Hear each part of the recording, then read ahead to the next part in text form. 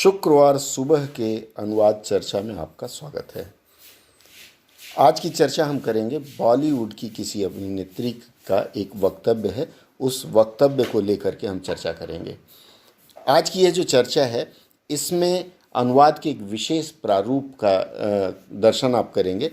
विशेष प्रारूप इसलिए क्योंकि इसमें कुछ बात कही गई है और कही गई बात पूरी की पूरी पास्ट टेंस में है, अर्थात भूतकाल में है। लेकिन जब हम उसका हिंदी में अनुवाद करेंगे तो उसको किस तरह से परिवर्तित करके करते हैं, आज की चर्चा में आप देखेंगे।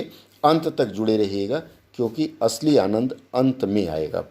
आइए फिर देखते हैं आगे क्या है हमारे पास। चलिए शुरू करते हैं फिर। देखिए, आज का ये जो अंग्रेजी का अंश है इसमें है सिंगर सोना मोहापात्रा। सिंगर का मतलब आपको पता है गायिका। Is brutally honest. अब देखिए यहाँ शब्दों का चयन कैसे कैसे किया गया है। ऑनेस्ट का मतलब तो ईमानदार होता ही है, इसमें ब्रूटली, ब्रूटल जो शब्द है इसका मतलब तो निरंकुश होता है, लेकिन यहाँ इन्होंने ऑनेस्ट के साथ जोड़ा गया है। ये एक तरह से वाक्य का या फिर शब्दों का ऑर्नामेंटेशन कहते हैं ना, अलंकरण कहते हैं।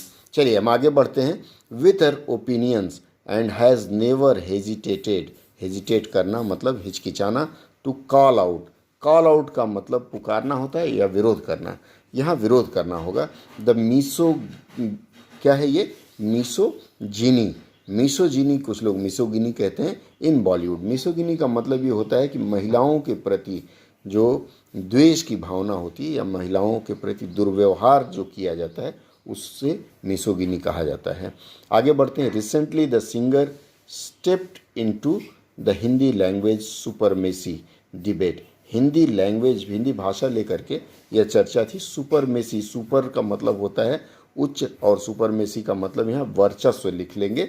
डिबेट का मतलब होता है बहस या चर्चा। That has swept several. Swept का मतलब तो बहा ले जाना होता है, लेकिन यहाँ कैसे हम प्रयोग करेंगे देखते हैं। Several of the Indian film industries she mentioned that there were some stars who could barely speak Hindi and called it a shame।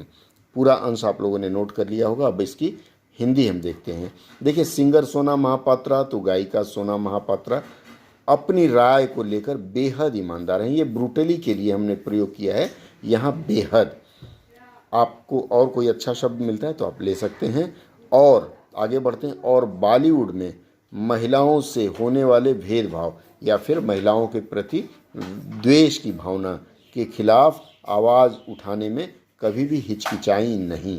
यहाँ ध्यान दीजिएगा कि हैड है, यहाँ हैड का मतलब हैज़ है, हैज़ है।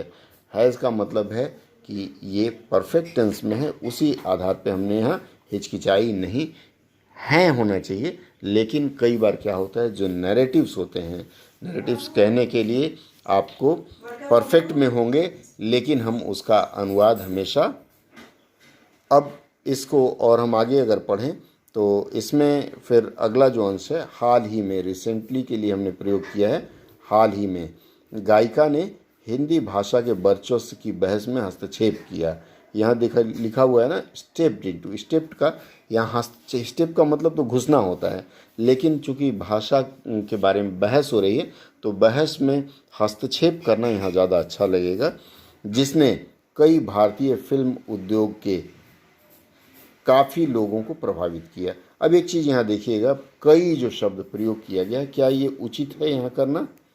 ये कई का प्रयोग नहीं होगा क्योंकि दो बार हमने किया है ना, यहाँ काफ़ी किया है और यहाँ कई, तो दोनों में से बहुवचन का एक ही प्रारूप। अंग्रेजी में भले आपको दो जगह दिखे, तो भारतीय फिल्म उद्योग के कई लोगों या काफ़ी लोगों को प्रभावित किया। आगे है, उसने कहा कि कुछ ऐसे भी सितारे हैं जो मुश्किल से हिंदी बोल पाते हैं। हु बेयरली स्पीक, आपने अंग्रेजी में यहाँ देखा होगा, दे कुड बेयरली स्पीक मतलब मुश्किल से, इसका मतलब है नहीं बोल पाते हैं। और इसे शर्म की बात कहा। And call it a shame, ये शर्म की बात कहा। अगला अंश देखते हैं। अगला अंश कहता है, टॉकिंग टू इंडिया टुडे सोना said, I can say one thing that I have watched RRR and Pushpa and I was literally jumping and dancing and kind of making the फूफा। फूफा का मतलब यहाँ क्या होगा? crowd uncomfortable and I had one reaction, hats off.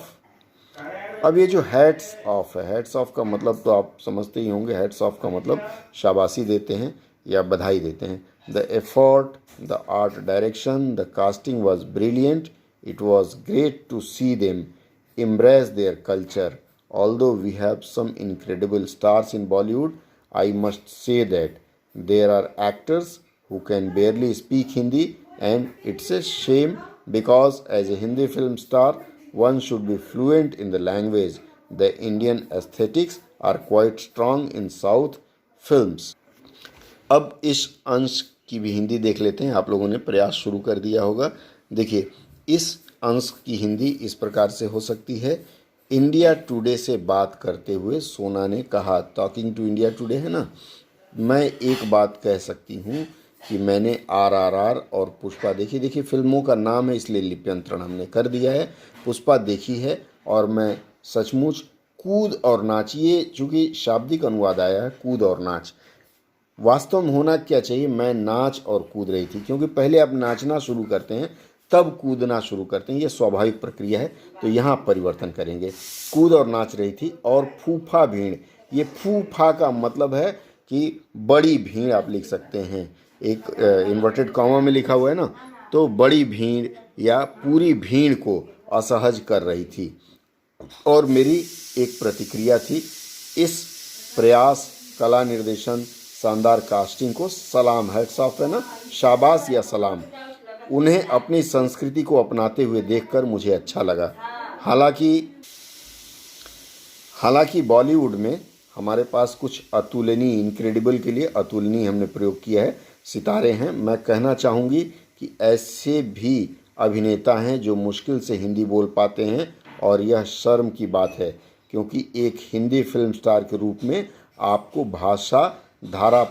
भाषा धारा प्रवाह होनी चाहिए, या आपको धारा प्रवाह हिंदी आनी चाहिए. दक्षिण की फिल्मों में भारतीय सौंदर्यीकरण काफ़ी सशक्त है. आज के सत्र में बस इतना ही.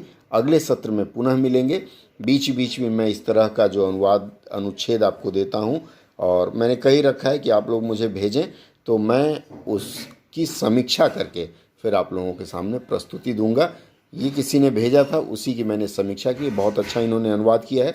चलिए, अगले सत्र में पुनः मिलते हैं. कुछ अच्छा लगा हो तो सब्सक्राइब करना और लाइक करना ना भूलें.